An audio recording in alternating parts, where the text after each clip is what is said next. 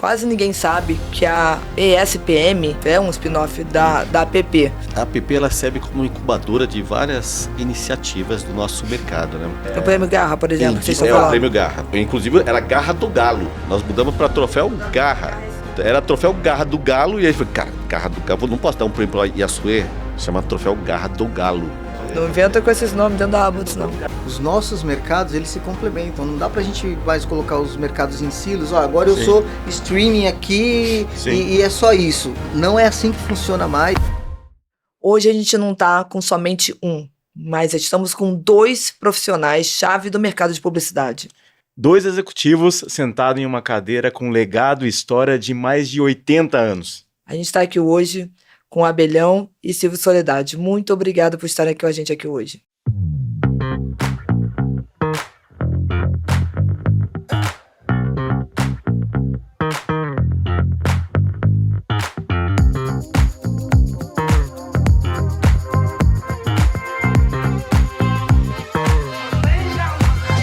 Abelhão, Silvio, muito obrigado por estarem aqui com a gente hoje. É um prazer. É a primeira vez que a gente está gravando um podcast com a casa cheia, com Sala 4 cheia, pessoas, sala cheia. Então, muito obrigada. Eu vou direcionar a primeira pergunta para os dois. E eu queria saber um pouco mais. A APP existe há 88 anos. Assim, tipo, são muito poucas associações que são tão antigas assim. É uma história muito, muito legal para se contar. Conta um pouquinho para a gente, só o começo, só para o pessoal entender da grandiosidade, da importância, da história da APP, para a gente poder ter uma ideia melhor. Ó, eu vou começar e passo a bola pro Silvio, porque ele vai ter coisas muito mais interessantes do que eu para falar da APP.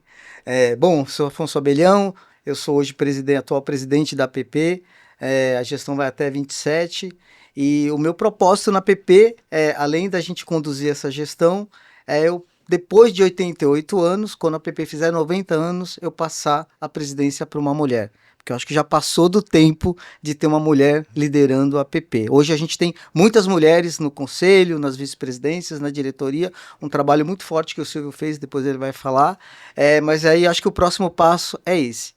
E a APP, né, uma jovem senhora de 88 anos, que nasceu lá atrás, e ela praticamente ajudou a formar esse mercado quando as agências internacionais vieram para o Brasil e não tinha mercado publicitário aqui inicialmente.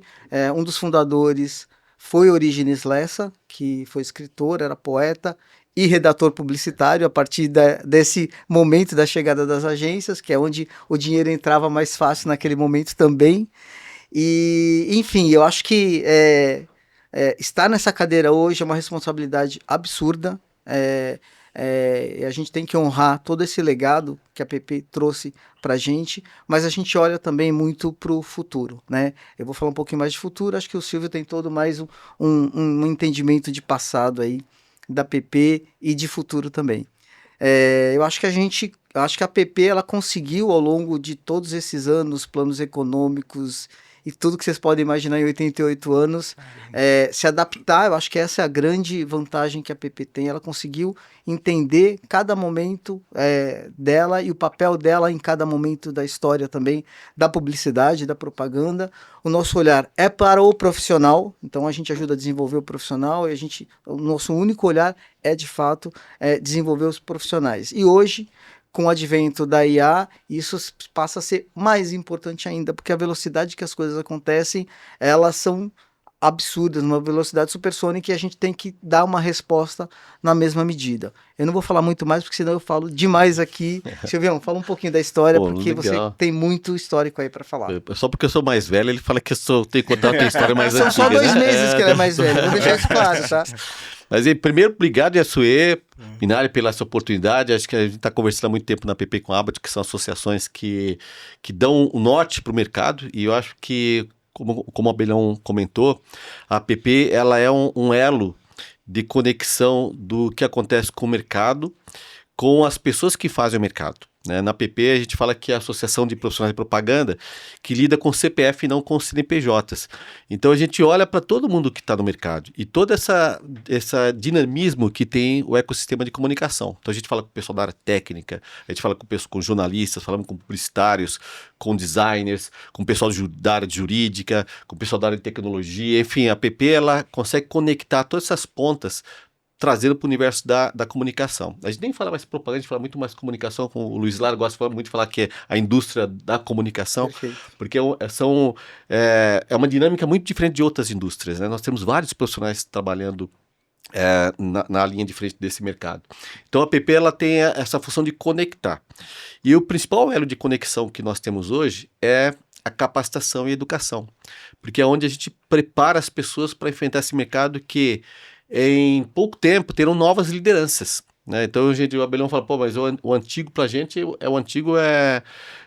é ontem, porque amanhã já tem outras pessoas na linha de frente, a gente precisa estar toda hora renovando. Então a PP ela conecta essas pontas. Ela nasceu lá atrás, há 88 anos, falando de educação, justamente porque nós não tínhamos profissionais preparados para aquele mercado no contexto da época. E hoje nós estamos enfrentando a mesma situação há 88 anos. Quer dizer, o mercado muda tanto, a gente está toda hora correndo atrás desse profissional que a gente não sabe que existe ainda. Então a gente tem que toda hora falar quem é o profissional que faz esse mercado, qual é a capacitação que ele precisa, quem são as pessoas que já estão fazendo que pode generosamente transferir conhecimento para a gente. Então a PP ela faz essa conexão, por isso que as associações em geral, e nosso mercado é muito consistente, nós temos várias associações nesse mercado com objetivos muito semelhantes, que nós temos que ter gente mais preparada. Por mais que a gente fale de tecnologia, de equipamento, a gente precisa ter gente mais preparada. Então isso é o que dá o norte para a PP. Então o pessoal pergunta, pô, mas a PP fala de educação. Até ontem nós estávamos num evento há pouco tempo, que é o concurso TCC, e uma profissional, uma jurada nos perguntou, pô, que legal que a PP está falando com estudante. E aí eu falei com essa pessoa, falei, não, a gente não está falando com estudante, nós estamos falando com o mercado. Porque esse estudante daqui a 5 anos vai estar em cadeiras de liderança. Então a PP não fala só com o estudante, nós falamos com o mercado. E quando a gente fala com o mercado, você fala com quem está saindo do mercado, que nós temos lideranças hoje na PP de 88 anos, que tem a idade da PP, que continua em plena atividade. Nós temos gente com 20 anos que está entrando, e nós temos gente ali que está nos 40, 50, que está atuando nesse mercado. Então, conectar todas essas frentes é um grande desafio. Eu acho que é isso que nos move na PP e que eu acho que move nas outras entidades também. Mas eu vou fazer um parênteses aqui. O Silvio me convidou para entrar na PP lá em 2020, quando ele era presidente, né? Ele foi por 2 gestões. Eu acho muito importante pontuar isso. Eu brinco, mas falando sério mesmo, que o Silvio foi o Fernando Henrique Cardoso para a PP. Porque ele encontrou uma associação de 88 anos, de 85 naquela época, por aí, e a gente sabe que não é uma história linear, tem todos os momentos de vivência e de histórico que carrega. E naquele momento ele me convidou para... Abelhão, a gente precisa refazer o logo da PP, a gente precisa criar um logo novo, atualizar, né? O logo anterior tinha sido criado na década de 80, sobre aquele contexto da década de 80, né?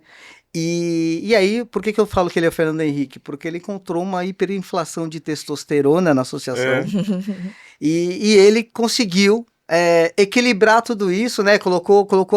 Baixou essa hiperinflação, trouxe muitas mulheres, trouxe muita diversidade. Ele foi quem trouxe a vice-presidência de diversidade e inclusão, que hoje, na minha gestão, a gente migrou e ampliou, na verdade, para a vice-presidência de ESG. Mas se esse trabalho que ele fez não tivesse sido plantado lá, hoje a gente não conseguiria fazer metade do que a gente faz. Então, assim, eu tenho um respeito enorme pelo trabalho que o Silvio fez nas 2 gestões dele. Que legal. Sensacional. Deixa eu só ver se eu entendi. Você falou que tem gente que está lá desde o começo. Tem gente ele tem 88 anos, ele não entrou com 1 ano, né? Eu também tenho. Mas eu de verdade. Você vai ouvir esse podcast e pô, não tá desde o começo. Não, eu já ia mostrar pra minha mãe, tá vendo? Eu tô falando que as pessoas Ele não estão está há 88 anos. A mesma idade que a PP. Ele tem 88 tem a mesma idade que a PP, entendi. Então, quando vocês falam, cara, 88 anos, eu começo a pensar assim, né? Parece aquelas coisas de Harry Potter, sabe? Que ele vai entrando dentro de Hogwarts e vai vendo aquelas cadeiras, assim, cada cadeira com uma pessoa ali. E o legado de cada pessoa e os bloquinhos que cada pessoa foi colocando dentro daquela história. E você sentar na cadeira é super importante, assim, é uma coisa, é uma baita uma responsabilidade, como você falou. Enorme. Mas em cima das cadeiras você tem as pessoas, né? É. E você acabou de falar do Silvio. Cada pessoa vem trazendo o que, como pessoa, ela pode colocar dentro da associação, né? Eu escutei muito você falando gente, pessoa, Sim. CPF ao invés de CNPJ. E a gente, como associação, para mim, a associação a gente imagina algo institucional e não sei o quê. A gente, às vezes, fala aqui comunidade, né? Que seria junção de pessoas. Então, a minha intenção aqui agora é saber um pouco mais sobre o CPF mesmo. Sim. Silvio e Abelhão. Perfeito. Contar um pouquinho de vocês aí, como começou, qual que é a história de vida, a carreira, e daí a gente continua o bate-papo. Quer falar o teu aí primeiro? Caramba, meu. Putz, eu sempre também na área de comunicação, confesso pra você que eu não sei fazer outra coisa. Às vezes a pessoa pergunta, mas, cara, você não fez... Não sei, cara. Eu comecei a carreira no consórcio Luque Bandeirantes, na TV Bandeirantes. Você lembra disso? Quando tinha um show de esporte lá. E era uma época que a gente operava, fazia tudo. A gente vendia... colocava no ar, operava o master, não era nem Evid, né? Era o master, fazia o roteiro comercial, depois tinha que faturar, cobrar. Fechava o ciclo, né? Então eu comecei na área de comunicação nisso. E é muito interessante que a área de comunicação ela tem uma dinâmica diferente de outras indústrias, porque você vai se adequando muito rapidamente ao momento que nós estamos vivendo. Então, assim, por isso que eu falo, pessoal, às vezes, o pessoal fala, pô, mas a IA não vai atrapalhar o mercado. Cara, há muito tempo nós estamos vivendo sob pressão da tecnologia e da mudança de comportamento. Então, isso faz parte da nossa atividade. A gente vai enfrentar como sempre nós enfrentamos, como no passado se enfrentou, o rádio enfrentou quando nasceu a televisão enfrentou quando nasceu a internet, depois misturou tudo. Então, a nossa atividade é comunicação.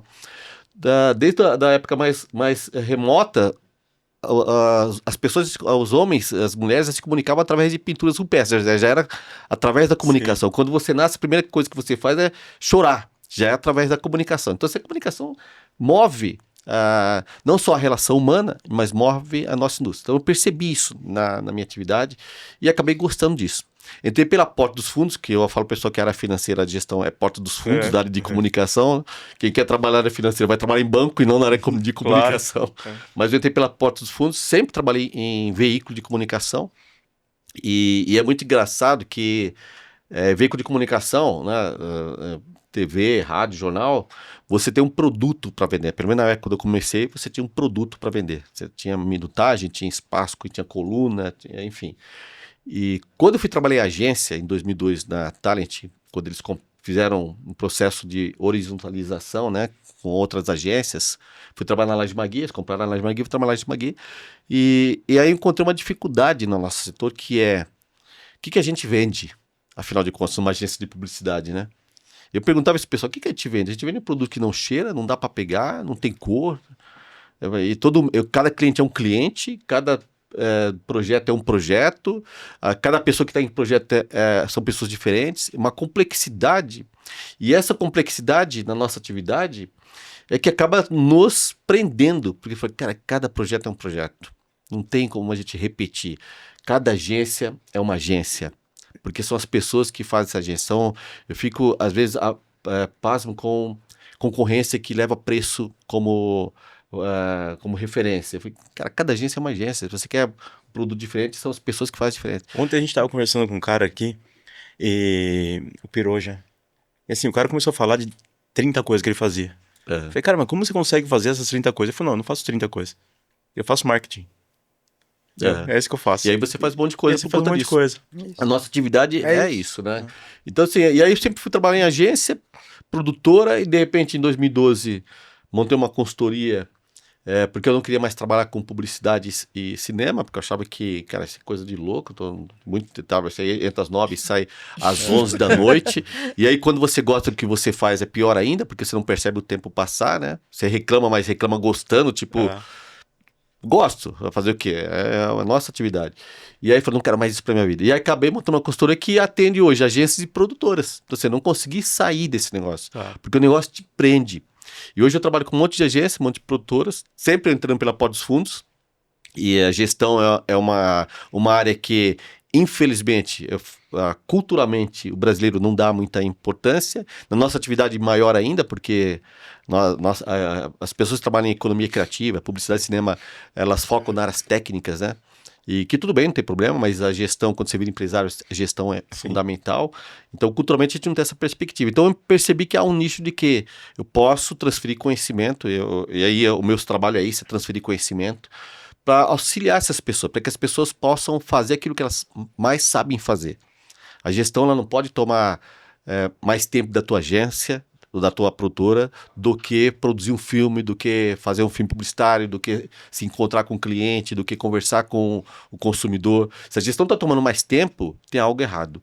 Só que para que isso aconteça, você precisa deixar que isso flua de uma maneira fácil. Como é que a gestão flui de uma maneira fácil? Quando você tem informação. Basicamente, ou seja, a comunicação e a informação continua fazendo frente na mesma área. Eu costumo falar que criatividade na nossa indústria, ela é inerente a qualquer área que você trabalha. Eu falo pro pessoal, às vezes o pessoal fala, você trabalha no atendimento? Já. Tocou o telefone da tua agência, você atender, você é atendimento. Não importa que área que você esteja, você precisa atender, se é o cliente, se é o fornecedor, se é um parceiro, né? Então, eu entrei por essa porta. Por estar, eu já vou passar a bola para você, Abelhão. O Abelhão fala que fala demais, mas eu também falo demais. Tem história boa aqui, Então, só para contextualizar e finalizar essa... Como eu sou da área de... Eu sou um profissional que trabalha na coxia, né? Eu vejo as coisas acontecerem e muito engraçado que na área de audiovisual eu entro no momento do caos e aí toda vez que eu participo das reuniões numa produtora ou numa agência, eu falo, isso não vai dar certo. E aí é muito legal você ver depois de 6 meses aquele negócio dando certo. Eu falei, cara, que maluquice isso, né? Mas deu certo, né? Então, como eu entrei pela Porta dos Fundos, qual é a forma que eu encontrei de estar na linha de frente, que é o que eu falo para todo mundo? É participar das entidades, participar das associações, participar da APP, participar da ABOT, participar da SEMP, do CONAR, da ABA, de tudo que tem no nosso mercado, porque é uma forma que você tem de se conectar com as pessoas, de contar o que você faz e de, principalmente, entender como que você pode ajudá-las. Porque... Faz toda a diferença. Exatamente. A gente tem essa pegada também, a gente não quer um associado, a gente quer alguém que possa ajudar a gente a construir a comunidade de OTT Stream e possa contribuir também, e assim a gente monta, então acho que a gente fala a mesma língua, né? A gente monta comunidades. Por isso que se mete, porque, cara, é assim, o que vocês fazem, o que nós fazemos na PP, o que as pessoas fazem nas entidades, tem um valor tremendo. Porque a gente está tirando nossa hora de trabalho, que é onde que nós pagamos nossos boletos, para destinar para o mercado. Sim. E que a gente, teu jeton na aba deve ser maravilhoso, né? Super. Então, assim, você vai ser tributado agora em 2026 por conta da reforma tributária. Mas, enfim, o que eu digo é o seguinte, cara, isso tem um valor tremendo, que são pessoas que estão olhando para o mercado e não para os seus próprios umbigos. Eu falo muito pouco da minha empresa. Eu falo muito da APP, quando eu estou na APP, porque, cara, o mercado mais forte vai ser bom para a minha empresa. O mercado com gente boa, gente qualificada, o mercado com empresas fortes, consistentes, vai ser bom para a minha empresa. Então, eu não preciso vender minha empresa na APP. Eu preciso que o mercado dê resultado. Então, as entidades possibilitam esse tipo de coisa. Então, foi aí que eu entrei na APP. E muito engraçado, só para finalizar de fato agora, por estar trabalhando na área de gestão, eu queria entender mais o mercado de comunicação da linha de frente. E aí eu comecei a participar de várias entidades, isso quando eu era estudante. E aí fui participar de um evento da APP, que tinha na Fundação Getúlio Vargas, que era o Zé Francisco Queiroz, que era o presidente na época, e era uma palestra do Washington Oliveto. Tanto que eu falei para o Washington Oliveto que falou, cara, é isso mesmo que eu quero fazer. E aí eu falei, pô, que legal participar da associação, né? E aí eu virei associado da APP quando eu era estudante. Que ano que era esse? 1989. 1989. Fazer administração de empresas. Depois eu conheci o Abelhão, nós somos colegas de faculdade, ele vai contar um pouco disso. E aí eu entrei como associado. E tem ciclos de 10 anos, isso em 89. Em 99 eu trabalhava na RBS em Santa Catarina, eu voltei para São Paulo para trabalhar no canal rural e na RBS, e aí eu, de novo, como eu estava fora de São Paulo, falei, como é que eu faço para me reconectar com o mercado de São Paulo? Participando de entidades. Voltei para a PP, isso em 99. Em 2009, Paulo Chueire, que era então o presidente, me convidou para compor a diretoria cultural da PP em 2009. E aí, de associado, eu virei diretor. Então, estou na PP desde 2009 como diretor. Em 2019, virei vice-presidente a convite do Enio Vegeiro, que fez uma excelente gestão na APP, que foi justamente, eu costumo falar assim, cara, não tem gestão melhor ou pior, tem gestão que dá continuidade, e é claro que vai melhorando. É claro que o Enio, quando assumiu, melhorou a gestão do antecessor, é claro que eu vou melhorar a gestão do Enio, é claro que o Abelhão vai melhorar a minha gestão, é isso que é legal. Cara, você vê que a entidade está ganhando propulsão, está ganhando importância, porque outras pessoas vêm fazendo um trabalho melhor que o teu, e é ótimo que isso aconteça. E aí eu virei vice-presidente, assumi a presidência na APP, na linha de frente, e aí a gente começou essa transição, porque a gente precisa falar com todos os elos da nossa indústria. A associação não pode virar um clube de amigos. Eu tenho que falar com todo mundo, tenho que falar com o estudante, eu tenho que falar com mulher, tenho que falar com indígena, tenho que falar com preto, branco, amarelo, tenho que falar com o consumidor, tenho que falar com quem faz produção de visual, com quem está ganhando prêmio Cannes, tem que falar com quem bota nossa produção no ar. Quem tem acessibilidade, LGBT. Preciso falar com todo mundo. Essa é a nossa complexidade. Então a gente fala, como é que a gente fala? Eu não posso falar de acessibilidade se eu não estou nesse lugar. Precisa trazer alguém que tem esse lugar. Eu não posso falar sobre o mercado, sobre etarismo, se eu não estou nesse lugar. Então precisa trazer. Então foi uma discussão conjunta e a gente começou a trazer gente que olhava para o mesmo horizonte, e agora a gente não consegue recuar mais. Porque, eu falei com o Abelhão esses dias, a gente precisa praticar aquilo que a gente fala. E essa é uma cobrança que nós temos muito lá na PP. A gente se cobra muito. Cara, precisamos praticar o que a gente fala. E aí, tudo isso, para explicar assim, não importa que área que eu esteja trabalhando. O importante é que se eu tenho tempo, e aí é uma obrigação nossa de devolver para o mercado aquilo que o mercado nos deu, eu preciso participar das entidades com a minha experiência e olhar para o outro de uma maneira assim, como é que eu posso te ajudar? E não o que você pode fazer por mim, mas o que eu posso fazer por você, é o inverso. E é esse trabalho que a gente faz e mistura tudo. Assim, a minha profissão com a APP, com as entidades, com as pessoas que a gente conhece. Aí a Sua e eu nunca trabalhamos juntos, mas dá a impressão que a gente se conhece há um tempão por conta dessas conexões, né? E isso é muito legal. Então,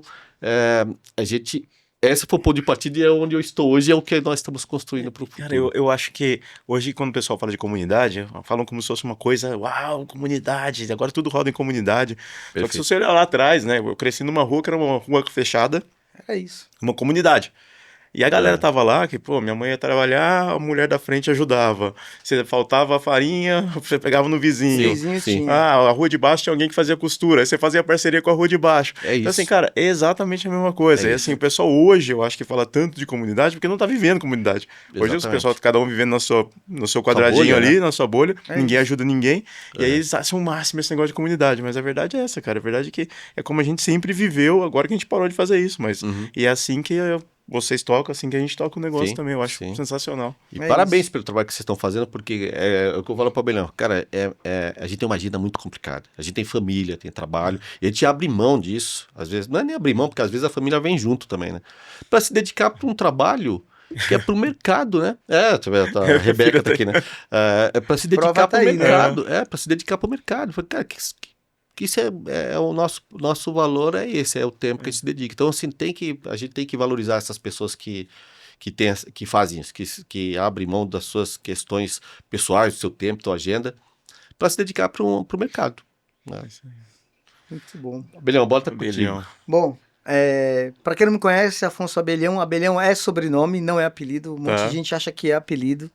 E eu iniciei num grande golpe de sorte na publicidade. Não que eu não queria, eu estava estudando já, fazia publicidade, mas eu fui selecionado para um estágio na mídia, na UMAP, lá em 92. E aí eu sempre fui nóia com o horário, né? Estava marcado às 9, essa história é engraçada. E eu cheguei às 8, porque eu não queria correr o risco de ter nenhum problema. Sentei lá na recepção, tá 8, 9, 9h30... 10 e meia, eu lá sentado. Desde as 8. Aí eu falei, eu vou esperar aqui mais 15 minutos. Se nada acontecer, eu falo com a recepcionista e tento remarcar. Nesses 15 minutos que eu falei que eu vou esperar, passa uma mulher na recepção, correndo para... Você é o Afonso? Falei, sou. Desculpa, eu tô saindo de férias hoje, não consigo falar com você. Prazer, meu nome é Zuleide. Zuleide, um beijo, um carinho enorme que eu tenho por ela. Ela era diretora de mídia. Falou, eu não consigo falar com você. Faz o seguinte, começa a trabalhar, na volta a gente conversa. E foi Não, assim, eu pensei que, eu pensei que eu fosse embora. meu primeiro chá de cadeira foi o melhor possível. Que legal. E eu tenho um carinho enorme pela Almap. Passei 10 anos lá, atendi Volkswagen como mídia. Depois fui para Peugeot, fui convidado para Peugeot, porque era um mídia que conhecia de mercado automobilístico, para pegar lá o lançamento do 206 no Brasil. Depois fui para Eide, quando Ana Serra, Tomás Lorente e Carlos Domingo foram montar a operação também, ainda sem cliente, início. Depois, só peguei pedreira. Depois eu fui, o Celso Loduca me convidou para ir para a Loduca na época.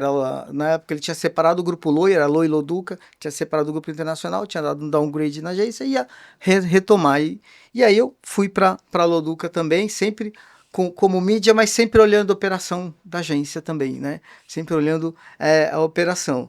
E aí depois saí da Loduca, fui pro Canadá, falei pra minha mulher, cuida do cachorro aí, fiquei 6 meses lá, fiz free lá, estudei, voltei, e aí participei de uma operação de uma startup, de uma empresa de OH, na época dentro da DM9, era no grupo ABC, ainda chamava ABC o grupo, a gente fez a incubação na DM9 naquela época, saí, fui para uma outra operação de mídia de performance. Saí e falei, bom, chega de errar com o dinheiro dos outros, agora eu vou errar com o meu dinheiro e resolvi montar as minhas operações. Primeiro eu abri a Datacubo. Datacubo era uma produtora de web, fazia site, aplicativo. Tá. A gente montou todo um processo na época, isso foi bem legal, porque eu tinha atendido na Eide a Dell Computadores. Na época não era e-commerce, era televenda. Então, a gente tinha lá anúncio na Veja Época Isto É. Então, cada final de telefone no anúncio era diferente. Se ligasse do 01, esse veio da Veja. 02 veio da Isto É. 03 da Época. Enfim, era algo parecido. É o que você falou, né? Parece que a gente sempre dá um jeito com tecnologia. Sempre. E aí, eu peguei esse insight e a gente começou a montar uma operação de performance, no primeiro momento voltada para o mercado imobiliário. E aí só que aí a jornada de compra de um imóvel é muito maior do que uma compra imediata, né? E aí a gente começou a entregar muito resultado com isso, porque, vou dar um exemplo, eu tinha lá, o primeiro cliente que eu fiz ainda antes da Big B foi com a Tenda, construtora Tenda, e a gente tinha lá, vou falar ordem de grandeza, não números reais, mas só para a gente ter noção, tinha lá 2 milhões, 2 milhões? Não, 2 bi em estoque. Caramba. Isso em 2010. Investia em torno de 5 milhões por mês e não vendia. Tava com a venda estagnada. E aí, Abelhão, a gente não tem mais 2 milhões, a Gafisa tinha comprado a Tenda na bolsa, né? A Tenda fez o IPO, abriu a 16, derreteu a ação, chegou a 2. E aí, vamos lá, pegou, comprou, só que tinha bastante passivo também para resolver. E aí, não tem mais 5 milhões, tenho 2 milhões e meio.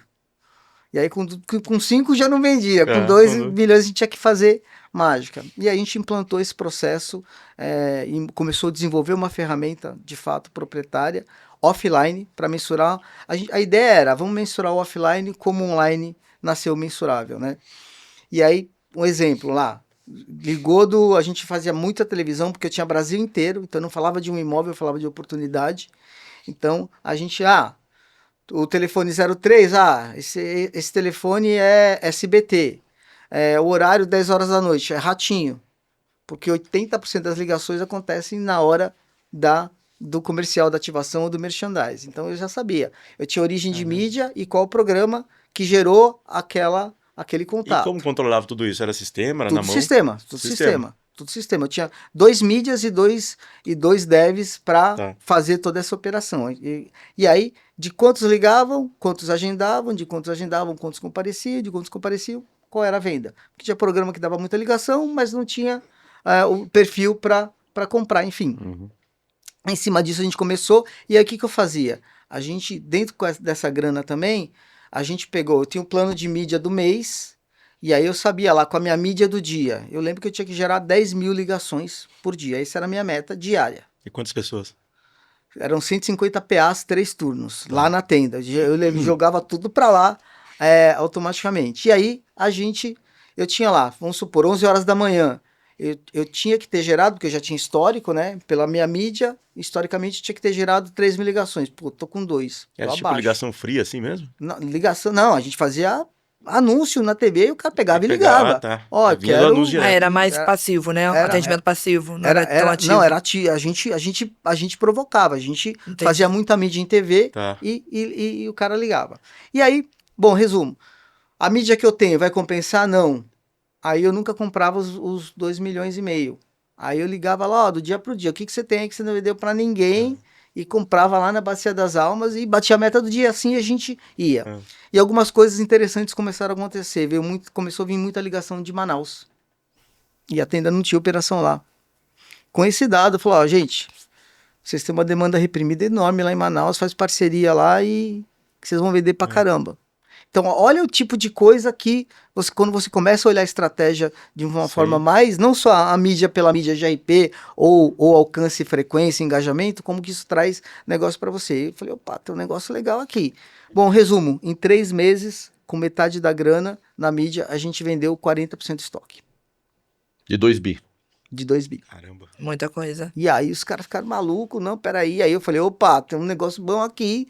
E a partir daí a gente começou a desenvolver. Aí a gente vendeu, a agência foi vendida, eu tinha lá o meu acordo com eles. Não quis ir para operação. Foi nesse momento que eu falei, agora eu vou montar a minha operação. E aí eu comecei a montar tudo, refiz tudo do zero, porque lá tinha ficado o código-fonte, tudo lá. Refiz tudo do zero. Só que agora com uma pegada mais online, porque o online já estava bem mais forte nesse momento. Então, aí, nessa jornada toda, a gente atraiu muito o mercado imobiliário, e aí fiz outros grandes cases também. Enfim, e aí nessa jornada toda de mídia, acho que o que eu mais aprendi é que a gente pode ser criativo e muito estratégico na mídia. Então, eu acho que o grande risco que a gente tem como mídia é se esconder atrás do número. É muito fácil fazer isso. É muito fácil. Vou dar um exemplo rápido.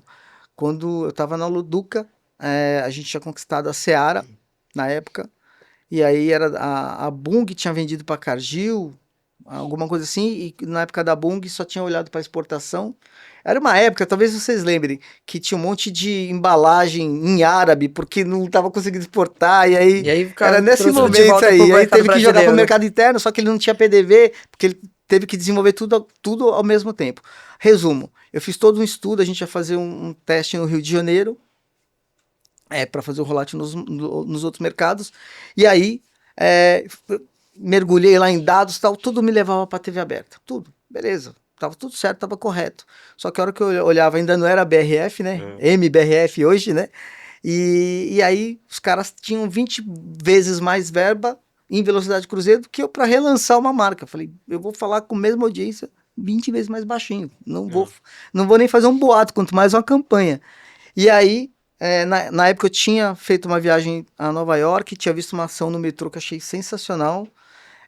Consegui descobrir, eram os caras do Canadá, de Winnipeg, que tinham essa tecnologia na época. Era uma tecnologia hoje muito simples, que era um trilho de trem que colocava no túnel do metrô na lateral vários frames, e com a velocidade do trem você assistia um filminho. Era uma luz estroboscópica, era uma coisa muito doida da época. E aí consegui trazer isso para o Brasil, e eu falei, olha, tá aqui o plano, tá tudo correto, aqui a segurança, só que vocês não vão fazer nada. E aqui tá o plano B, que é uma coisa diferente, tal. Cara, o cliente apostou, e assim, só o que deu de mídia espontânea, as pessoas pegavam o metrô no Rio, ficava entre a Uruguaiana e Carioca, era da Seara, no túnel, só para ver a ação que a gente tinha feito. E, enfim, e aí a partir daí, acho que esse é o grande beleza. Foi aí que eu construí toda a história até montar a Big B, que é a minha agência. Hoje a gente tem um olhar muito forte em estratégia, né? Tem criação, tem tudo, mas acho que o olhar estratégico vem dessa minha formação toda de mídia. Legal, Abelhão, obrigada.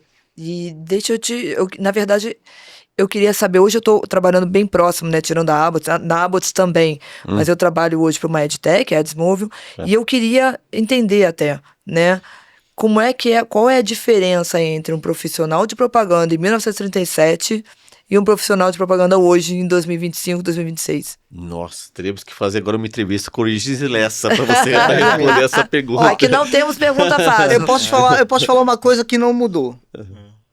A criatividade, o talento. Pode vir a tecnologia que fosse. Se hoje é IA e amanhã a gente for partir para telepatia. Não vamos contratar telepata, beleza. Mas o olhar criativo, o talento do profissional e o que a gente vê como tendência é, cada vez mais, o mercado vai demandar um profissional mais qualificado, com maior repertório, com maior bagagem cultural. É isso que vai fazer a diferença. Porque o risco que a IA traz é, no momento que eu tenho um repertório muito raso, os meus prompts vão ser igualmente rasos. E as respostas também. Então, vão ser muito parecidos. O risco da gente criar uma comoditização na comunicação é enorme. Então, eu acho que este olhar, este repertório, seja lá em 1930, seja em 2030, o talento humano, ele prevalece sobre a comoditização, como foi quando as Big Techs vieram, né? O Google ou a Meta, ele tem lá as variáveis que é igual para todo mundo. Todo mundo vai operar dentro da mesma plataforma com as mesmas regras. Se eu tenho aqui na minha agência um cara super bom e a gente teve que formar profissionais de ferramenta de Google, um outro de Meta, ele vai estar operando com o pé lá embaixo. Se eu tenho um concorrente também igual, vai operar com o pé lá embaixo, nas mesmas bases. O que vai fazer diferença? Como o repertório deste profissional, consegue enxergar aqueles dados e entregar uma estratégia diferenciada. Eu acho que isso não muda. Não sei se vocês concordam e podem discordar. Não, tá? eu concordo, porque inclusive você estava falando que eu estava pensando. A gente sempre começa a enxergar isso, né? A inteligência artificial vai matar, não vai matar. E o que você falou aí é basicamente aquele clichê do se você ficar trabalhando igual um robô, você vai ser substituído pelo robô. E eu acho que o que vai diferenciar o profissional, o que diferenciou o profissional de 1900 e alguma coisa para agora, né, foi também o uso dessa tecnologia, a capacidade de analisar dados e tudo mais. Sim. Daqui para frente é a capacidade de tomar decisão frente a esses dados. Né? A capacidade de escolher ou escolher qual que é a melhor decisão. Exato. É praticamente uma curadoria que a gente vai fazer de dados. Praticamente uma sabedoria, né? Uma coisa sim. que antes era o cargo mais sábio. Você falou uma coisa aí que é muito importante. Você entrou no metrô de Nova York, você viu aquele filminho, muita gente vai ver aquele filminho e vai fazer um vídeo. Ai, que bonitinho. Cara, dali você já conectou. Pô, isso aqui eu acho que seria legal lá, não sei o quê. E esse tipo de insight que vai ser o grande diferencial do profissional pra frente. Então estamos aqui, Ricardo. A gente Daqui pra tenta. frente. A gente tenta. Não sei como, a gente então vai ficar... exato, o nosso trabalho é esse hoje em dia. A gente tenta. É o que a gente faz mais hoje em dia, tipo, dentro da Abbots e fora. Eu acho que até um pouco, assim, da sobrevivência da Abbots, do fôlego que a gente tomou e né, a gente praticamente tomou fôlego e nadou 100 metros sem parar, né? Sem parar para respirar, foi o que a gente fez até hoje. Mas vem muito também do perfil, né? De quem está ali na linha de frente, diretores como, né, não somente eu, mas o Ricardo Minari tem um perfil muito parecido com o meu, de criar conexões entre pessoas, entre negócios, Perfeito. e de haver... E é por isso que a gente acaba expandindo tudo muito mais rápido, né? Mas voltando aqui um pouquinho com a questão da IA, então quando você tem essa criatividade, quando você tem a plataforma, quando você tem a tecnologia... Você pode ir muito mais longe, você tem que saber. Todo mundo fala o seguinte, que agora a IA não vai simplesmente substituir o homem, né? Agora vai ter mais sucesso o profissional que souber usar a AI a seu favor, né? Eu estava num painel há um tempo atrás, junto com um painel dos Stream Ladies, né? O nosso grupo feminino da Abbots, a gente fez um painel dentro do Streaming Brasil, que é o principal evento aí da nossa área, e um dos principais, agora tem o nosso também. E o Streaming Brasil, e a gente estava com um painel sobre monetização. E a gente estava com a rede de mídia da UMAP, e ela estava falando que X% era um número muito alto, não quero chutar aqui para não errar, mas que X% das peças publicitárias que iam para o ar hoje em dia já tinham uso de AI nas peças. Então, isso aí dá uma escalabilidade muito grande também, né? Sim. O que tá me incomodando com o IA, cara, é que as pessoas estão usando IA igual calculadora para fazer conta. Sim. Porque o cara tá usando IA para fazer o que já fazia. Eu fui Exato. fazer uma chamada esses dias, pô, parei o meu horário, não sei o quê. A gente vai falar sobre um sistema inovador de recomendação de filme em plataforma de streaming. Uhum. Ah, que lindo, né? Não, ele é. Mas o que é novo nele? Não, é todo baseado em IA. Falei, então tá, começa a falar. E a pessoa, não, porque ele coloca o melhor filme aqui, não sei o quê, o filme de acordo com o que a pessoa assiste, não vai mostrar pra uma criança um filme de adulto, blá, blá, blá. Eu falei assim, legal. Não, e aí a gente vai aqui, você vê, olha, o dashboard aqui com informações. Eu falei, tá, o que você faz com esses dados? Como assim? O que você faz com esses dados aí? O que o sistema faz com esses dados? Eu tô vendo um monte de gráfico legal, tem um monte de informação aí, mas você como um sistema baseado em IA, o que você me ajuda na decisão? Ah, não, de acordo com os dados você vai tomar... Eu falei, então é igual a qualquer outro. Aquilo que o Silvio falou agora. Cara, tá tendo um monte de chamada de Manaus. Cara, se vocês forem pra Manaus, vocês vão arrebentar. E eu não vejo hoje nenhum sistema indo pra esse lado. A IA que vai te falar o seguinte, olha, se você for pra Manaus, você vai arrebentar. Por quê? Porque houve chamada de Manaus que antes não havia. E a tenda não está nem em Manaus. Então, esse tipo de insight é que a IA ainda pode entregar pra gente, mas nem para isso o pessoal está usando ainda. E eu acho, Mina, que tem uma... O ser humano é cíclico, né? Isso acontece muito com a moda, né? É cíclico. É claro que a tecnologia nos coloca em outro patamar. A gente vai aprendendo. Mas se você que tem acesso à tecnologia, como você falou, e você não tiver repertório, ela vai te dar um monte de dados. Mas você não tem repertório, você demora a decidir, ou decide errado, ou a informação não serve para nada, só fica vendo um monte de informação ali. Então precisa ter repertório, precisa ter profundidade. É isso aí. Voltando para o passado, eu fico imaginando o que era importante na época do Origins Lessa, lá 88 anos. Era ele como escritor, eu não sou escritor, mas eu fico imaginando que era a capacidade dele se conectar através das histórias dele, ou através da poesia, do que ele escrevia, com o seu leitor. Né? A publicidade continua a ter essa mesma função, né? Como que a gente constrói boas histórias, boas narrativas que engajem o consumidor. Sim. É o engajamento que dá resultado, não é o excesso de contato. Você pode ter contato o dia inteiro, mas se não tiver uma história para... Você pode até vender, mas a questão é a seguinte, vai ter recorrência, aquele cara que compra o teu produto, ele vai falar para outras pessoas que aquele produto faz diferença, aquele serviço faz diferença na vida dele. Esse engajamento continua sendo a nossa matéria-prima na publicidade. Como você ter capacidade de contar boas histórias que se conecte com a tua audiência. Né? As marcas plugam nisso. Ontem, falo ontem porque não sei quando vai. A gente fala bom dia, boa tarde, boa noite nos podcasts, porque a pessoa assiste em qualquer lugar. Mas nós tivemos um evento há pouco tempo, mais precisamente um dia anterior, e a pessoa falou: ó, as pessoas vão atrás do conteúdo. O conteúdo tem que ser relevante para essas pessoas. E as marcas se conectam neste conteúdo. Assim, do ponto de vista prático, você vai vender se você tiver mais pontos de contato com a tua audiência. Só que para a audiência estar ali, precisa ser algo que eles tenham interesse. Então, assim, essa é a dificuldade nossa, porque o consumidor hoje, não hoje, mas eu lembro de um livro que eu li do Marcos Cobra, que ele tratava o consumidor, isso na faculdade, hein, 30 anos atrás, que ele tratava o consumidor como camaguru. Né, que era um camaleão e canguru ao mesmo tempo. O camaleão que muda de cor e o canguru que sai pulando. Aí eu fico olhando, cara, o consumidor é igualzinho o livro que o Marco. O camaguru muda de acordo com o seu comportamento, com aquilo que ele é impactado. Como que a gente cria histórias que se conecta naquele momento que ele está vivendo, e aí as marcas vão plugar nessa audiência, né? nessa conexão. Esse é o nosso desafio. Era o desafio do Origins Lessa quando ele começou a PP.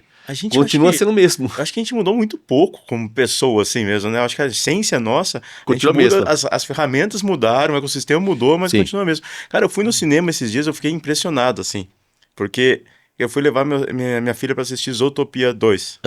Cara, tava cheio de criança, todo mundo naquele pique, não sei o que. De repente chega uma propaganda no cinema de seguro, com o pai passando mal, o pai no hospital. Tipo assim, a respiração ofegante, acabando a respiração dele, a família chegando pra cuidar do pai que tava quase pra falecer. Falei, cara, como? Como, cara? Que clima é esse no meio de um cinema? Exato. O ambiente e o contexto que você passa. Exatamente. A história pode até ser boa, mas estava no lugar errado. Exato. Aí entra o trabalho do mídia, né? De saber colocar. Acho que uma coisa legal também da gente entender, né? É que hoje a gente vive num mundo que a informação é abundante, mas a atenção não. A gente não consegue absorver tudo aquilo que a gente vê, seja nos feeds ou em qualquer outra tela ou livro, enfim. É muita informação, né? A gente scrolla lá, sei lá, quanto por dia ali, se você colocar isso em metros, sei lá, eu acho que eu já dei umas voltas ao mundo aí, só scrollando ali, se fosse colocar isso em metro. Mas eu acho que também, e um caso, eu não vou falar, obviamente, o anunciante, mas um caso que eu vi recentemente, analisando o feed de um concorrente, de um anunciante grande, tinham 3 posts, e nos 3 posts tinha a mesma frase. E não é só isso. Então, o camarada não teve nem o cuidado de fazer uma revisão, né? Ele simplesmente jogou lá na IA, faz aí, né? E assim, ele não teve nem o cuidado de entender que ele tinha a mesma frase em 3 posts sequenciais que ele fez. E aí, quando eu falo da comoditização, da perda da personalidade, marca, serviço, produto, o que quer que seja, está muito associado a isso. E esse profissional, porque a IA é um aditivo, o cara talentoso, ele vai surfar muito essa onda. Mas o medíocre também todo mundo vai Com certeza. enxergar muito mais fácil. É como o Mark Tawil falou, é uma lupa, né? É isso. Sim. É uma lupa. E aí um outro case que não tem a ver com IA, mas que mostra um pouco essa diferença, vou contar bem rápido. Eu atendi uma construtora, isso há uns anos atrás, e aí eles iam lançar um empreendimento no Brooklyn para um pessoal que morava no Morumbi. Tá? Então o trânsito é um inferno, muda para cá, a localização era um grande apelo. E aí eles queriam fazer panfletagem no Morumbi inteiro, só que não tinha grana para isso. Não, mas vamos panfletar, não dá. E aí eu me lembrei da história do 300 de Esparta, né? De toda a história de Leônidas, que quando os gregos estavam apanhando lá na guerra, foram lá, pediram para Esparta, me ajuda a segurar aí os persas, porque para reorganizar o exército, e ele levou os caras lá pro desfiladeiro das Termópilas, que era fininho, por mais que era um zilhão de gente, ali ele conseguia segurar um pouco mais. Foram 3 dias, eles sabiam que eu morrer, porque 300 contra 1 milhão não ia dar bom, mas eles seguraram, conseguiram segurar o exército persa para que o exército grego se reorganizasse e reconquistasse. Inspirado nisso, o que eu falei? Cara, vamos transformar as pontes no nosso desfiladeiro. Porque todo mundo tem que passar pela ponte, no momento mais chato, que ele tá num puta trânsito, e ali eu vou abortar. Cara, você não precisava estar aqui, ó. Muda pra lá que você vai ganhar todo esse trânsito. Com 4 promotoras, 2 em cada ponte. E a gente fez um golaço. Então, é esse olhar que vai fazer a diferença cada vez mais daqui para frente, com ou sem IA, entendeu? E aí quando eu falo de repertório, é isso que eu acho que vai fazer muita diferença. Não precisa ser nada histórico também, mas só citei um caso, mas acho que é isso daqui para frente que vai fazer diferença. Aí você vê o poder da comunicação, né? Você tá aqui falando, contando, e eu tenho certeza que você também, Ricardo, pensou a mesma coisa. Quando você começou a história do filme, da história de Esparta, o que você pensa logo, quando você pensa? Fala 300. Você não pensou nisso? Você já pensa, fala 300 do meme daquele comediante que eu esqueci o nome, você lembra? Eu não conheço esse meme, não. Do Fala 300? Para! Não, vou mandar pra vocês depois. Aqui, sabe? Loading. Não é possível que você não conheça. Não vê, não. Eu vi do seu lado, mas enfim... O negócio fica na história, isso é assim, tipo, eu pensando, a cadeia acabou, porque eu tava ouvindo ali o Fala 300 na minha cabeça aqui, porque o negócio ficou incluído o meme do cara. Mas enfim, deixa eu fazer um parênteses aqui, não é nem um parênteses, né? Deixa eu perguntar um ponto, porque hoje quase ninguém sabe que a ESPM é praticamente um spin-off, da APP, né? Ela nasceu de dentro da APP há alguns anos atrás. Como foi isso? Como é que aconteceu? Como é que foi essa história? Sabe que a APP ela serve como incubadora de várias iniciativas do nosso mercado, né? Porque o grupo de atendimento nasceu da APP, o grupo de mídia nasceu da APP, porque assim, onde tem um monte de gente olhando para o mercado, olhando para como é que a gente pode melhorar esse mercado, vai nascer outras coisas boas lá, vai nascer iniciativas que vão se desprender e ganhar vida própria, né? E, de novo, a gente não tem concorrência, nós temos gente que soma, com as nossas iniciativas, né? Então isso fortalece o nosso mercado. Essa preocupação da PP com a educação, ela acabou fortalecendo o mercado de educação, e eu costumo falar que a SPM é o spin-off, mas a gente fala que a Aspelibra hoje gruda na PP, a FAP gruda na PP, porque a gente acaba levantando essa pauta da educação e, claro, você atrai, de novo, a gente falando de narrativa, você atrai pessoas que querem fazer com que esse negócio ganhe propulsão. Então, essa iniciativa de você querer falar de educação sobre propaganda e marketing, acabou fazendo com que nascesse uma escola de comunicação e marketing, e que ganhou vida própria, e hoje ela é essa potência que é. Nós somos colados na SPM, nós somos colados em qualquer outra entidade, né, qualquer outra faculdade. Mas a SPM é a nossa casa. A SPM é onde a gente se sente bem, o Festap está sendo feito lá, a SPM nos dá todas essas condições que a gente tem para fazer com que a missão da PP seja cumprida. Então, a gente tem esse orgulho de ter essas iniciativas, como outras. A gente estava falando outro dia na PP, falando, precisamos resgatar a história da PP, a história que não está digitalizada, está na cabeça das pessoas, ou está nos documentos, lá nos anais da história da PP, para mostrar o quanto que a PP é importante para o mercado, como qualquer outra entidade que tem 88 anos, né? Cara, é impressionante, tem muita coisa acontecendo nesses 88 anos, né?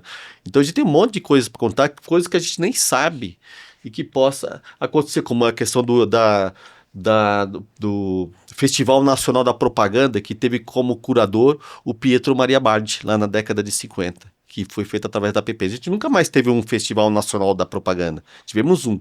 Foi feito na década de 50. Se eu não me engano, foi no MASP. Foi no MASP, que era o Pietro Nossa. Maria Bardi, já era o curador do MASP. Então ele tem tanta história para a PP, para a gente contar, como a gente brinca lá com o Ivan Pinto, criou o galo da PP lá na década de 80, e o Abelhão tirou o galo da PP. Matou o galo. Matou o Matou o galo. galo. E um dia eu tava numa reunião da PP e falei, cara, o pessoal perguntou, porque a gente tinha uma história de que o galo foi criado quando nasceu a PP. E aí eu falei, cara, não sei. Aí fui pesquisar. E aí descobri que não. O galo foi criado na década de 80, porque já se falava que o galo era uma referência na propaganda, né? No contexto dos anos 80. E o Ivan Pinto, que era... Até hoje ainda tem algumas universidades que usam o galo. O Ivan Pinto, na década de 80, que era presidente da Lintas, foi presidente da PP, ele deu essa atualizada na comunicação da PP, transformou a PP de Associação Paulista para Associação de Profissionais de Propaganda. E aí eu conversando com pessoas que participavam da diretoria dessa época, eu disse, não foi fácil ele convencer as pessoas a ter essa mudança de uma entidade local para uma entidade nacional. E aí na minha gestão a gente fez uma sondagem, a gente fez uma pesquisa com mesmo. Quase 200 respondentes falando sobre o logo da PP, né? Que é um galo, que era um galo. E muita gente nem sabia que era o galo, nem sabia qual é o significado do galo, e teve algumas mulheres que falaram, eu não sou representada por um galo. É verdade. Né? Aí o pessoal, mas o prêmio de leão, o prêmio de Cannes é um leão. Tá, mas chama a mulher de leoa. Mais fácil. E Agora o galo? galinha não, né? Exatamente, e aí a gente ficou um ano discutindo isso. Com reuniões, E eu várias achando que as reuniões. reuniões dávamos para discutir logo, discutir, etc. Não, demoravam, olha, era um barraco, olha Um ano e isso. meio, para Um ser ano e mais meio. preciso. Nossa, Teve um gente, dia entre que a eu- primeira apresentação, apresentação, Teve um um ano e dia meio. que o Abelhão teve toda a defesa, né? O Abelhão era nosso diretor de comunicação na PP. Aí o Abelhão chegou, me ligou e falou, cara, e aí? Pô, a gente tem toda a defesa. Aí eu olhei pro Abelhão, vamos lançar esse troço. Lançamos o novo logo da PP, tirando o galo. Todos os diretores da PP fizeram um repost da sua imagem com o novo logo. Acho que uma das maiores ações da PP que nós fizemos nas redes sociais, né? E aí, de fato, a gente A mudou. gente fez simultâneo. É. Como os perfis tinham muitos seguidores similares, se complementavam, e aparecia que era um negócio gigantesco, que essa foi a ideia mesmo. Então, a gente soltou todo mundo na mesma hora, e aí virou Então a gente tem essas provocações. Técnica Ricardo Minari. Mas a gente tem essas provocações. Nos nossos negócios, a gente fica, putz, vai dar impacto, vou perder cliente, vou ganhar cliente. Em associação, nós temos obrigação de fazer essas provocações. É obrigação nossa de fazer essa obrigação. Se vai dar certo ou não, e nem sempre é uma decisão do presidente, né? E a sua secretária, nem sempre. É a decisão do colegiado. Tem coisas da PP que não é o meu ponto de vista. Mas se o colegiado está dizendo que é assim, e eu estou liderando esse colegiado, Então eu tenho que pegar essa ideia e colocar na Sim. rua. Aliás, só um parênteses, associação é um exercício de democracia. Exatamente, demais. Acho que é um Eu aprendi grande muito, cara. exercício de Foi a democracia. minha pós-graduação em ciências políticas, foram os 4 anos que eu fiquei na PP. PP. Assim, de relacionamento, e às vezes o teu ponto de vista é ignorado. Teu ponto de vista como presidente, fala, bom, mas você é o presidente, fala, não, mas eu não posso implementar o meu ponto de vista, eu tenho que implementar o ponto de vista do colegiado, do associado e dos diretores, que às vezes é contrário ao meu.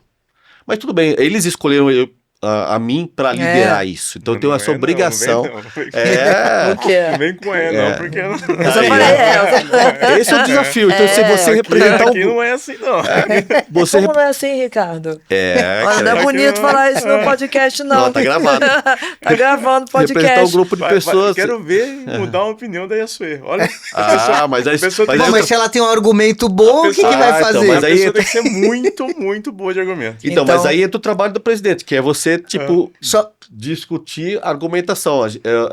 Nós tínhamos 40 diretores lá da PP. Quando a gente falou da marca, eu tive que conversar com os 40 diretores. E detalhe, não só com os 40 diretores, eu tive que conversar com o mercado também. Então já vou Gente de fora. adiantando para vocês, quando vocês tiverem a presidente mulher, que vai ser assim, mulher realmente tem uma capacidade diferente de argumentar melhor. A gente traz melhores argumentos do que o homem. Concordo. Então é óbvio que quando eu discordo de alguma questão, eu sempre encontro um caminho de fazer melhor. Eu já parei de argumentar.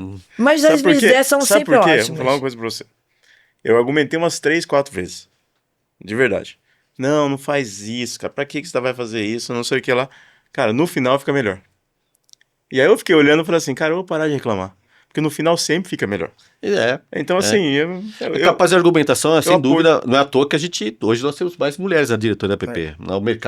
O mercado é mais feminino. Essa é a Sim, verdade. o de vocês é mais feminino. O nosso do streaming, Nossa, como é tem um muita desafio. parte técnica ainda, né? A parte do streaming é Ainda é praticamente muito masculino. técnica, né? É extremamente masculino. Por isso a gente criou o Streaming Ladies. No caso de vocês têm que criar um ads. Nem Guys. precisa, porque mulher não é minoria. Não Ó, Não, é isso que eu tô falando. só- Tem que fazer um contrato, um grupo masculino pra ter voz sim, dentro sim, do sim. grupo de mulheres. Ó, a gente faz, os eventos que a gente faz, o Festap ou qualquer palestra na universidade, facilmente 70%, 80% da audiência é feminina, dos universitários. Não, cara, a gente... Facilmente. A gente tava no México, eu Então, acho. esse mercado é feminino e vai ser cada vez mais. E essa meninada que tá na universidade hoje, que daqui 2, 3 anos tá no mercado e daqui a pouco tá liderando. Mas, Abelhão, a gente tava no México. E aí a Next TV começou a fazer um evento, que era 2 dias. O primeiro dia era streaming. O segundo dia era ads. Cara, mudava. Você Completamente chegava, o audiência. primeiro era só homem. É. Com gravata, terno, não sei o que lá. O segundo dia, cara, Engenheiro. era marqueteiro, Mulher de pra caramba, tênis tal. e... Então, mas sabe que a gente tem um desafio. De fato, nosso mercado tem mais mulheres, mas ela é menos representada. Na liderança, Na nas liderança. lideranças. Isso é E esse impressionante. é o Então, papel. esse é o nosso papel lá, entendeu? Então, tipo, a gente se cobra muito, mas a gente vê isso no mercado acontecendo. Por exemplo, em 2019, a gente fez o prêmio Contribuição Nacional, e eu fui resgatar um pouco essa história quando em 2021 a gente mudou. Eram 14 premiações, 14 categorias, né? Das 14 tinha uma única mulher premiada. Tinha uma foto lá, né? Que é a Thaís Shed, da Globo, né? De afiliada. Não sei, acho que está na Globo ainda. E aí tinha 13 homens, e 12 homens e a mulher, e a Thaís Shed que representa. E do lado da Thaís tinha uma outra mulher que não estava premiada, que era a Dona Zezé, que é um personagem do Dorinho Bastos, que é uma senhora negra, gorda e vestida de empregada. Tem essa foto, gente. 12 homens, a Thaís e uma mulher, que é a Dona Zezé.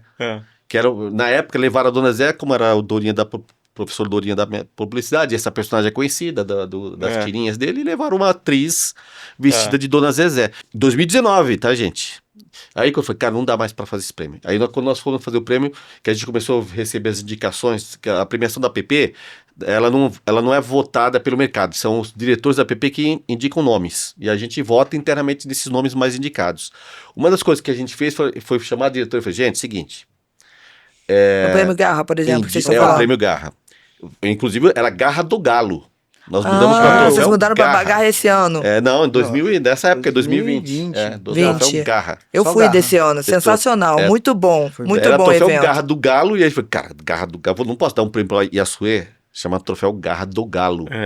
Não fica bonito, não. Então, Não exatamente. inventa com esses nomes dentro da aba. É Troféu Garra, nós mudamos o nome, e aí a gente chamou o diretor e falou assim, gente, seguinte, indiquem mulheres, pelo amor de Deus. Nós temos um monte de mulher que faz o trabalho sensacional no mercado. Não adianta falar assim, eu não conheço ninguém. Então, se não conhece ninguém, a gente vai chamar lá o pessoal da Miss Se não conhece ninguém, errado é você. E vamos indicar 30 nomes. Seu networking que não está muito Exatamente. atualizado. E aí começou a mudar esse comportamento das diretorias já a indicar nomes e nomes relevantes. Não era qualquer nome. Não era por ela ser mulher.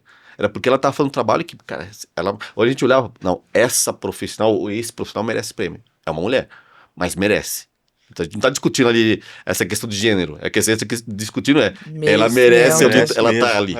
E aí mudou. Para você ter uma ideia, a primeira versão 2021 tinha metade da mulher, eram 7 homens e 6 mulheres, depois a gente viu que tinha 8 mulheres, esse ano teve mais mulher. Mais mulher. Das 13, acho que teve 10 ou 9 mulheres premiadas. Na PP. Esse ano foi só mulher subindo no palco. E todas com capacidade. E não por ser mulher. Não, Tá? estavam no lugar isso é importante. Mas nós seu legado. Sim, é que aí deixa de ser um prêmio. Eu não gosto desse. Isso é uma coisa minha, né? Eu gosto muito da meritocracia. Então eu quero ganhar uma coisa que seja genuinamente por mérito meu. Merecer. Né? Por merecer, por merecimento. Eu sou esse negócio, essa minha parte japonesa, apesar de eu não estar inserida na cultura japonesa, ela é muito forte. Deve ser realmente a questão de DNA. Porque eu sou totalmente assim, você sabe disso. Mas você está querendo fazer isso por mim, porque eu estou querendo que você faça? Ou você está realmente querendo fazer? Se for porque eu quero, nem faz. Já nem quero, só de pensar, já nem quero mais. E eu sou assim com tudo. No trabalho, em premiação, qualquer prêmio que eu receba, se eu acho que eu não estou merecendo, eu não, já nem me interessa mais aquele prêmio. E eu acho que isso, então, e aí, só concluindo essa ideia, o que você falou, Minari, que isso que você está falando, é verdade, a gente teve esse cuidado de, cara, as pessoas que estão lá merecem. Não é porque ser mulher, não. É porque elas fazem um trabalho realmente transformador. E aí, como que nós, apesar de vocês falarem que tem menos mulher na área que vocês, a gente está um passo atrás. Porque nós temos mais mulheres e elas não são representadas. Eu acho que essa é a pior situação. Nas lideranças das agências, dos anunciantes, a gente dos veículos. Tem dentro da Abots, a gente tem uma liderança de conselho de monetização, né? E é liderada pelo Marcos Imaizumi. A gente trouxe a Carol Tutolimondo também, que é uma figura do mercado publicitário, atuou durante anos como a figura principal, central da Kiwi no Brasil, até que ela saiu daqui. E a Carol, uma das responsabilidades da Carol é justamente fazer a conexão do grupo da Abots, né, dos streaming ladies, dentro do mercado publicitário, para trazer essa mulherada do mercado publicitário para cá para dentro também, para a gente fazer um grupo único. E aí a nossa ideia é realmente expandir para a América Latina. Então a gente quer ter, por exemplo, embaixadoras dentro da app. Tem uma embaixadora do Streaming Ladies, eu sei que é o nome do streaming, mas a gente quer ter uma visão mais ampliada do Streaming Ladies, e não somente aquele profissional do streaming. A gente começou com essa ideia, né? Porque a head do Streaming Ladies, a Paloma, a gente estava num evento que é de broadcast, todo mundo engravatado e de terno, e a gente olhando na hora do almoço, assim, tipo, é impressionante como tem muito pouca mulher nesse mercado. E aí, eu tava conversando na aba, disse, vamos, por que a gente não monta um grupo feminino, uma liderança feminina, justamente para dar voz, para fazer o merecimento, né, a premiação para quem precisa. Então a gente começou com essa ideia. Só que a gente viu que o negócio, né, ainda existe, não digo que seja um preconceito, mas ainda existe essa questão do olhar, né, feminino ainda ser visto de uma outra forma, e a gente viu isso no podcast que a gente gravou com uma apresentadora da Band Esportes que ela falava que existia muito preconceito, o pessoal, olha, lugar de mulher era na cozinha, né, narrando futebol, automobilismo. Então, a gente já sabe que existe muito, e não é só na área de streaming. Então, nossa ideia é justamente ampliar esse grupo, juntar com mulheres da América Latina no geral, para depois a gente poder conectar com outros grupos do mundo inteiro, e aí sim vai fazer sentido. Aí sim a gente consegue ter uma troca melhor, não somente no país, né, mas trocar com outros continentes, ter ideias e fazer eventos. E eu acho que esse é muito importante, porque é impressionante. Eu acho que é uma estratégia muito inteligente, porque cada vez mais, né, os nossos mercados, eles se complementam. Não dá pra gente mais colocar os mercados em silos. Agora eu sou streaming aqui e é só isso. Não é assim que funciona mais. Cada vez mais está tudo muito interligado. Então, quando você traz outros olhares, outras visões de várias culturas, de vários pensamentos diferentes, é onde a gente vai conseguir crescer de uma forma muito mais consistente. E a gente tem um monte de desafio, VSUE, porque agora que a gente começa a levantar essas pautas na PP e o buraco é mais embaixo. A gente fala de questão de gênero, mas tem a questão de diversidade, né, de negras, negros, tem a questão da mobilidade, né, da questão do etarismo, que nosso mercado tem muito. E aí você começa a falar, cara, esses recortes são muito malucos, esse troço. Aí tem a questão da LGBTQIA+, que também é outra. Então, assim, é preconceito, sim. A gente é um mercado preconceituoso. E o erro que nós cometemos é não falar que é preconceito. Exatamente. É preconceito. E tem outras situações que são as colaterais.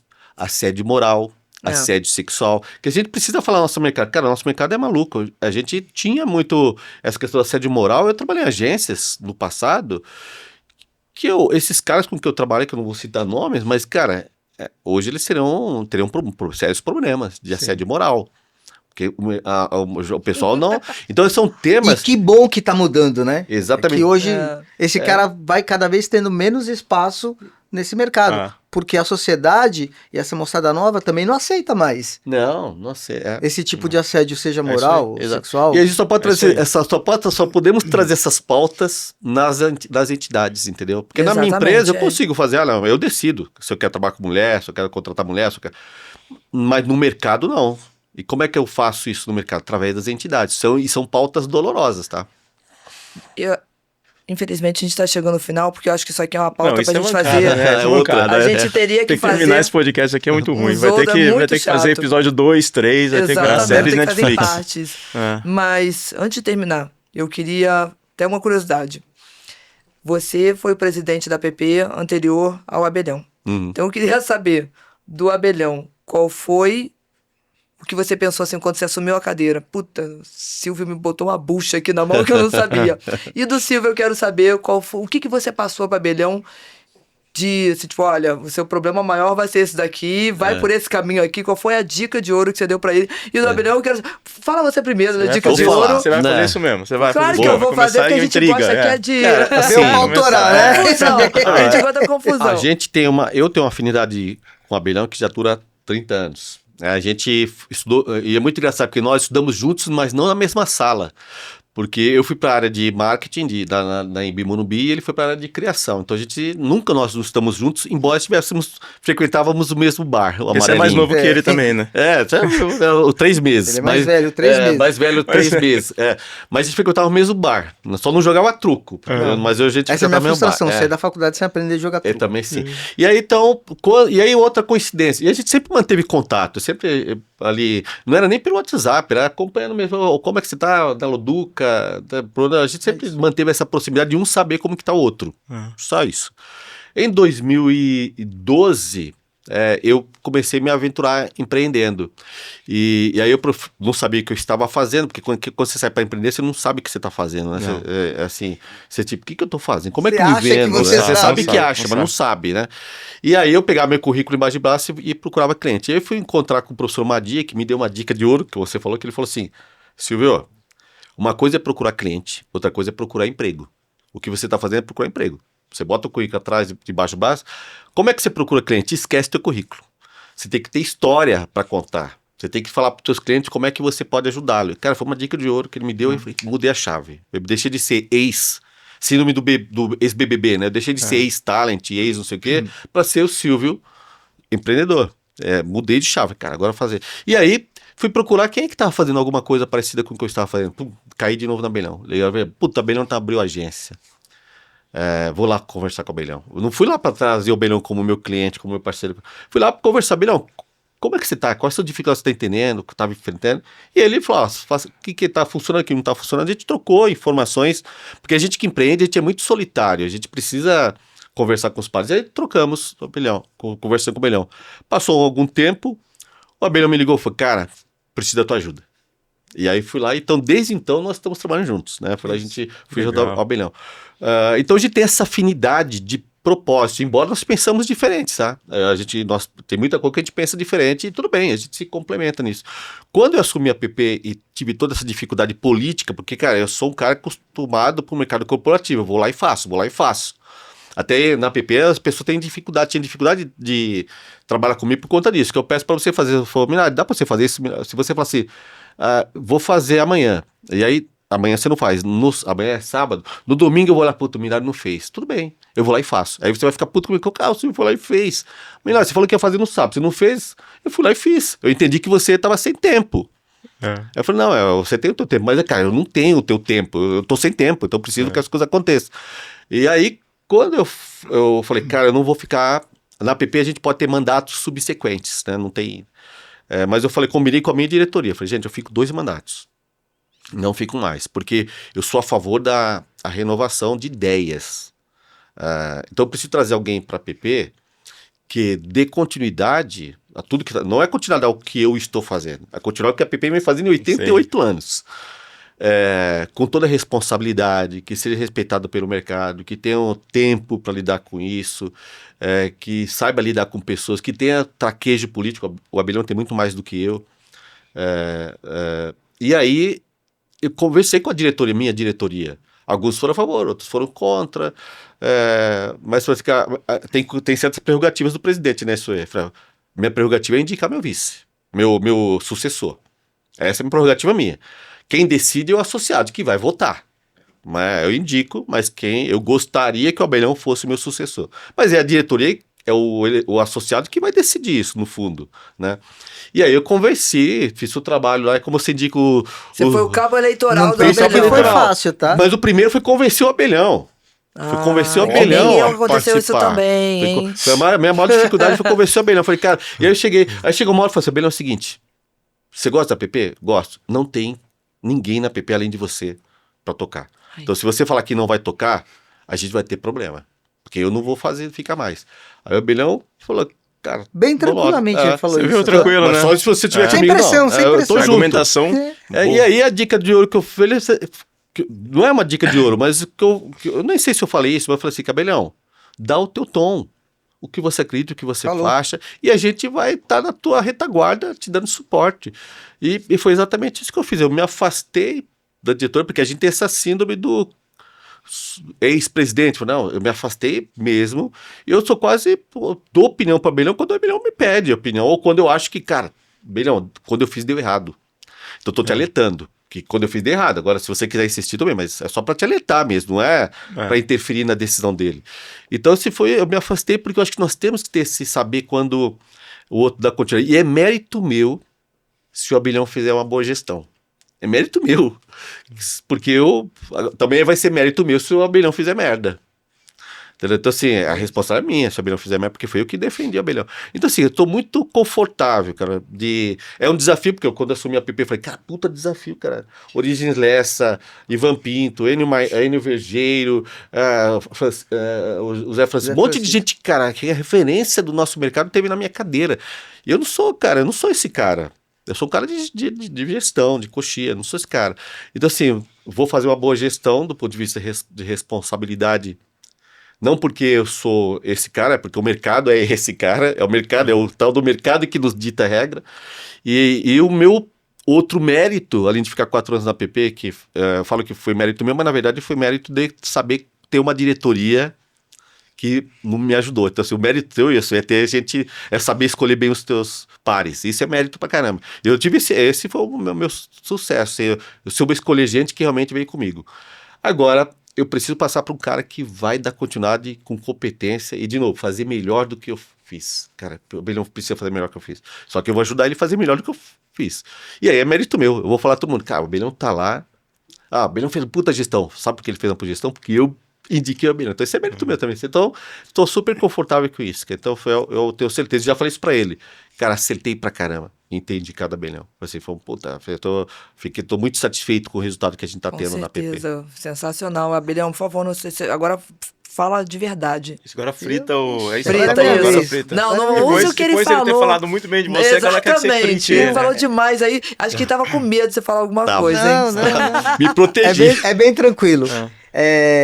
Esse momento que o Silvio comentou que eu procurei ele, que eu precisava de ajuda lá na Big B, ainda lá no começo, era o momento que eu estava separando da sociedade e precisava fazer um valuation para fazer toda a questão de separar os pãezinhos ali e tal, e a gente precisava de alguém de fora que tivesse um olhar absolutamente isento, e eu tinha certeza que o Silvio não só tinha competência, mas tinha toda a idoneidade de fazer uma avaliação correta Sim. para fazer isso. A gente fez e vida que seguiu. A partir desse momento ele assumiu toda a parte de gestão financeira da Big B até hoje, e assim segue. A gente se aproximou mais ainda nesse momento, porque a gente tinha um monte de BO para resolver naquele momento.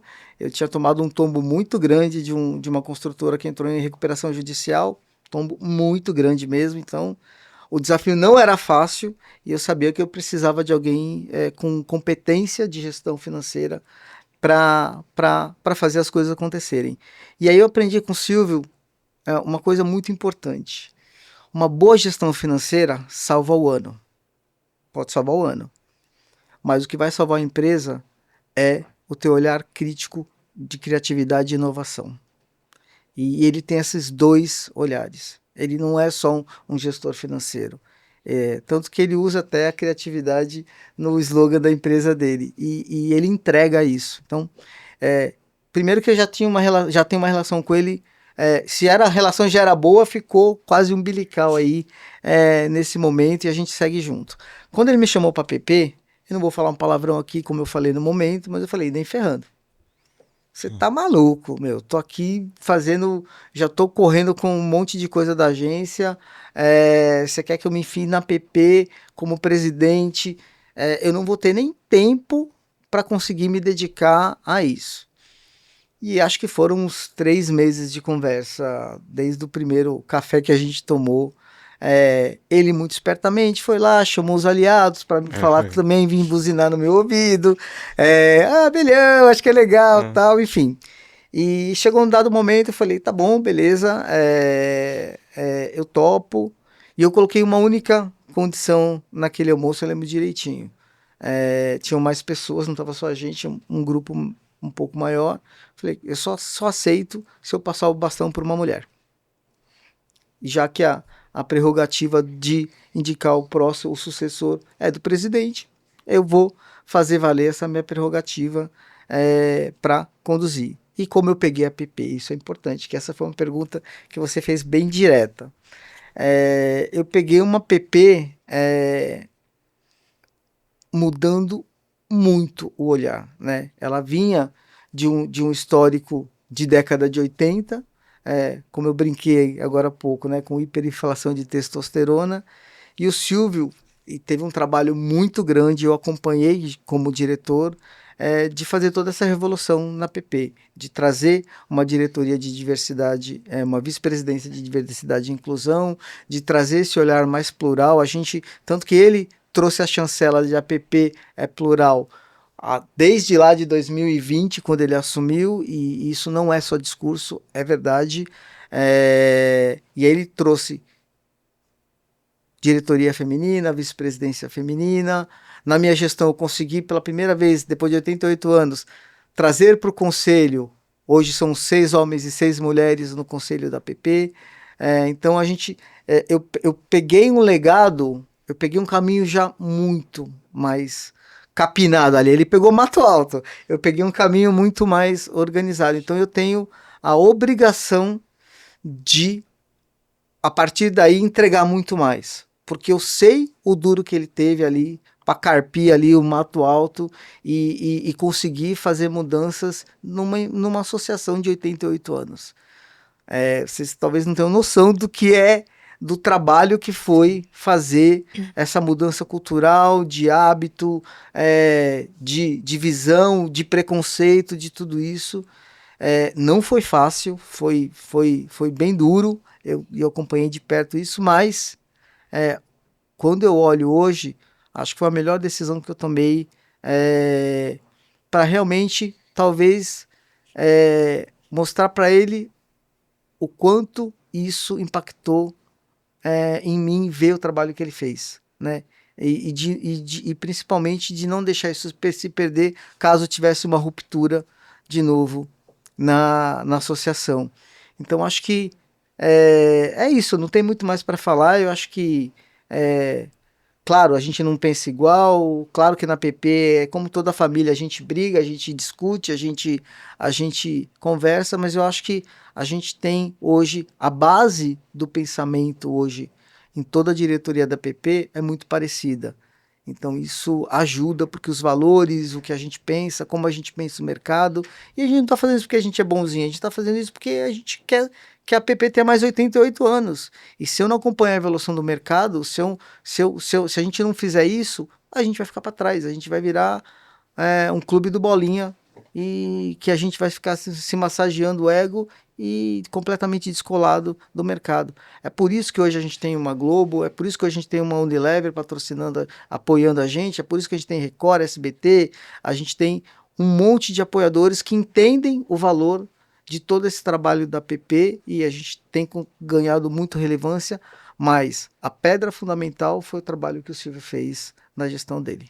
Legal, gente. Olha, apesar de não ter conseguido botar a pedra da intriga, foi muito bom o podcast. Muito obrigada pela participação de vocês. Obrigado mesmo. Vamos ter que fazer a parte 2, 3, 4, 5. Vamos, a gente tem um monte de gente da diretoria lá aqui na PP que pode contribuir com essa questão de diversidade, que eu acho que é um tema que a gente precisa insistir. De novo, proporcionalmente nós estamos atrás de vocês, né? Porque vocês já têm uma presidente mulher. Nós nem isso tivemos. Então vocês estão na frente, proporcionalmente. A gente tem um monte de gente, então nós estamos trabalhando nesse sentido. Quem sabe na próxima presidente a gente tem uma mulher. Um contribuir com o outro sempre, nessas associações, não somente contribuir, mas gerar ideias e fazer coisas juntos. Vamos fazer o nosso evento junto, dia 4 de março de 2026, Streaming Ads, um evento para juntar mercado publicitário com o mercado de streaming, que é fundamental. Vamos falar muito sobre monetização. Vamos falar muito sobre monetização, como é que as marcas, como é que as agências conseguem realmente impactar dentro do mercado de streaming, que a gente sabe que hoje fica muito limitado,